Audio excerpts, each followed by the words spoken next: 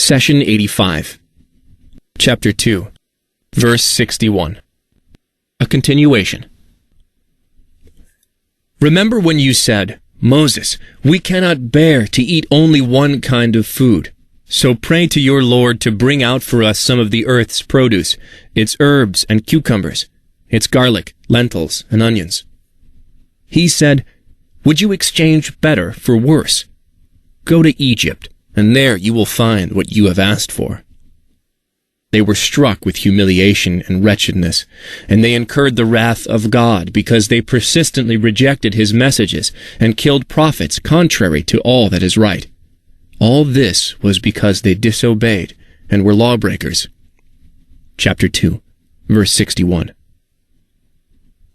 Humiliation refers to hardship and tragedy that lead to failure and defeat. However, humiliation can be overcome by seeking the support and protection of someone stronger, someone with the ability to lift hardship and protect from danger.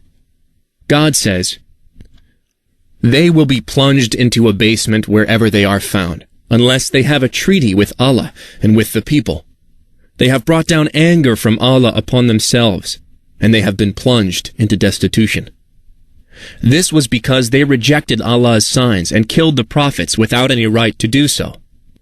That was because they disobeyed and went beyond the limits. Chapter 3, verse 112. Take the example of the treaty made between Prophet Muhammad and the Jewish tribes of Medina.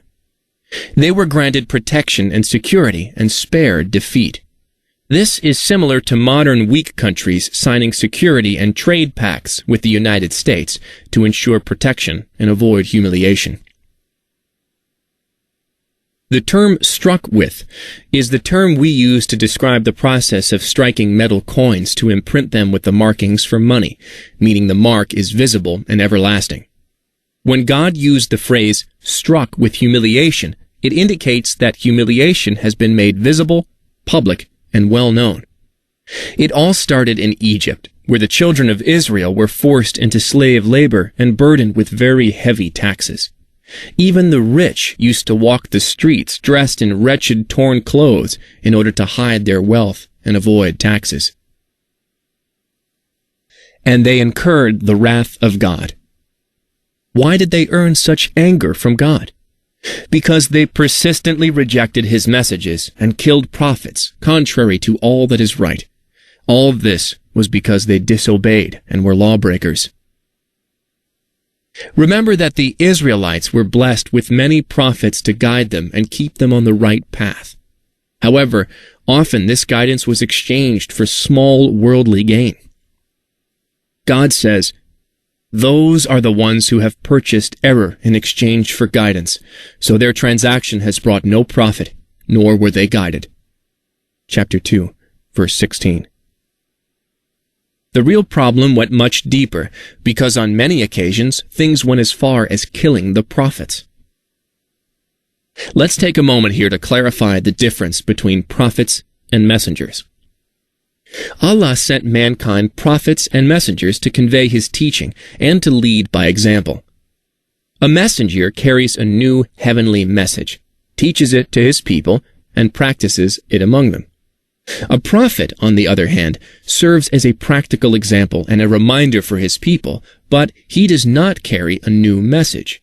Thus, every messenger is a prophet, but not every prophet is a messenger. For example, messengers Muhammad, Jesus, Moses, Abraham, David, peace be upon them, all brought new messages and new scriptures.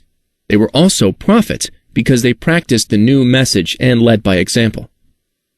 Prophets Ismail, Solomon, Lot, John, and many others, peace be upon them, were sent to bring people back to the right path and to the scriptures they already had. They were not messengers because they did not bring new revelations. Allah protects his prophets and messengers from sin and mistakes. They are infallible in delivering and practicing God's teachings.